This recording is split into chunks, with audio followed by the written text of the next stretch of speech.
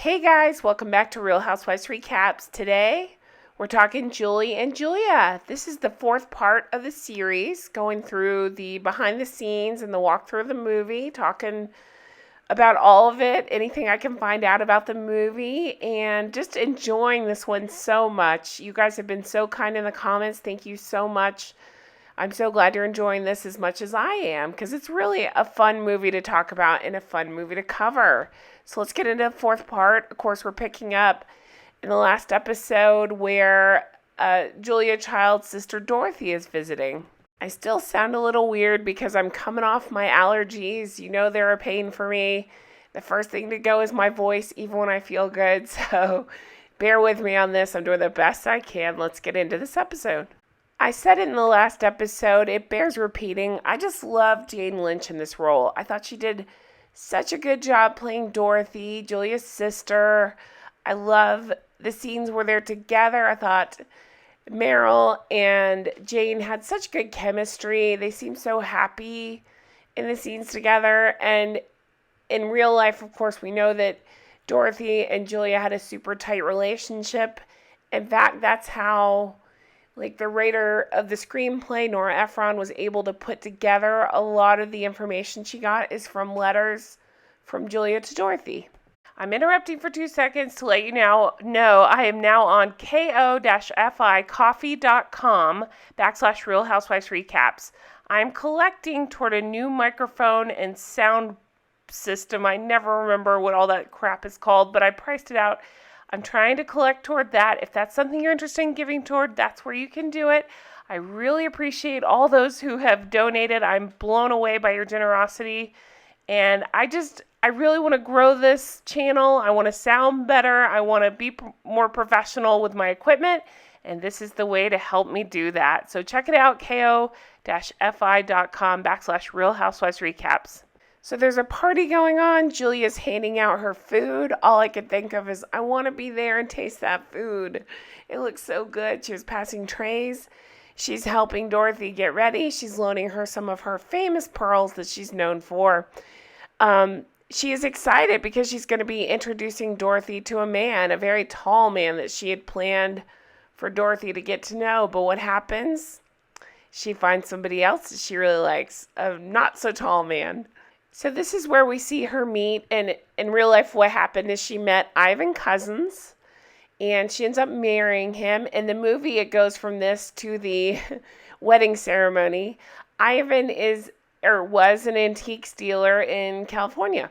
Dorothy and Ivan ended up spending 60 years together in Sausalito, California. He dealt mostly in American and English antiques. He ran a business there.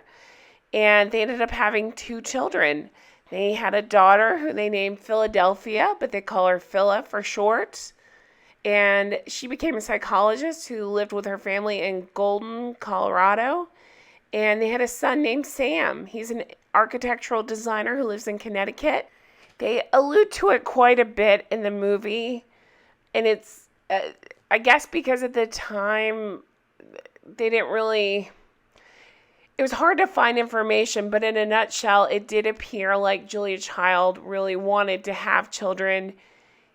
They would show her as visibly upset in the movie, like when she found out her sister was pregnant and stuff, but she and Paul just were not able to make that happen. Okay, so at the wedding, we get to meet Julia's parents. Her dad's being a real pill in the movie. That's something that came out that was supposedly true, is that he was kind of a tough customer. He did not approve of Julia cooking. He thought that she should hire a chef, that she should not attend culinary school. Paul gets Julia away from her dad so they don't fight, and there's a very sweet moment here where we see Julia and Paul dancing next to Dorothy and Ivan, and Dorothy and Julia just kind of reach out and embrace hands, and I just always love that scene of the movie. So then we go back to Julia in her kitchen. She's talking to Paul about sending Avis a recipe. She gets a letter in the mail, and it's from Dorothy. Dorothy announces her pregnancy. So again, we're moving the storyline along. And while Julia is so happy for her, again, it shows back to the devastation because she always wanted a child. Now, an interesting thing that's come out since then is later in life, Julia does say that she really wanted a child, but she admits that she would have given her life, to devote to the child, and she probably would have stepped away from cooking. So from here, Julia's at lunch with Simone and Lucette. So she's telling them about her foolproof mayonnaise recipe. They say they have bad news, and she's like, oh, what is it? So the editor has rejected their book. They wrote this French cookbook, but it's not in English, and they want to give it a rejection. They want them to get a collaborator to make it for American cooks. So Julia could not be more thrilled.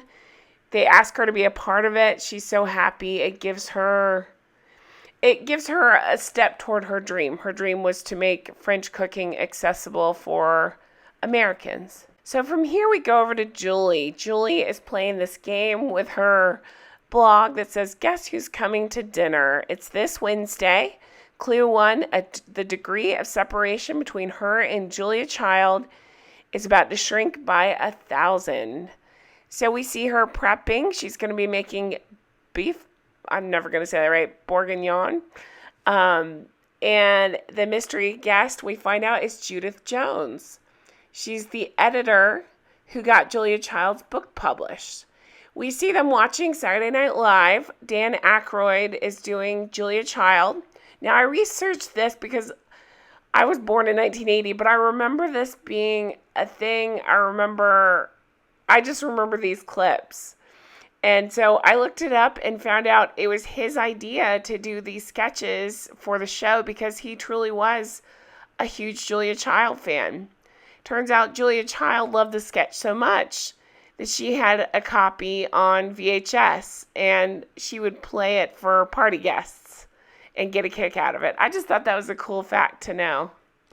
Okay, so the idea is Julie is cooking this dish and making it special. It has to cook. She wants to make it the night before because it takes so many hours to make it that she wouldn't have time to do it all day of with her job.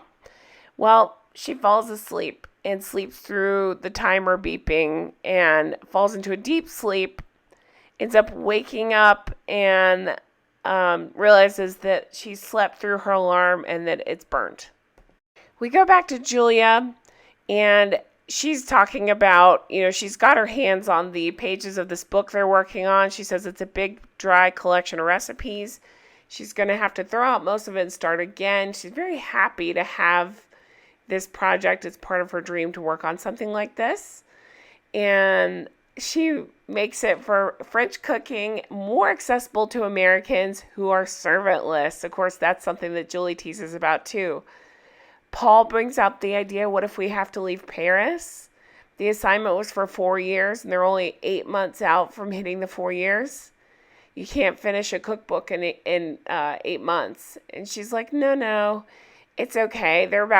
They think it'll take about 2 years to get this cookbook ready to go.